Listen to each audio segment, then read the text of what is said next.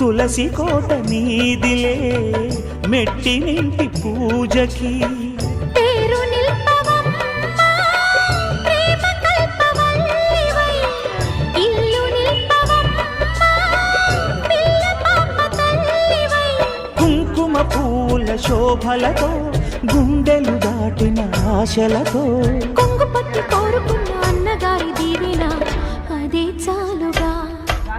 చల్లరో చల్లరో జాజి పూల చంద్రణాలు మల్లెపూ బంతుల మంగళాలు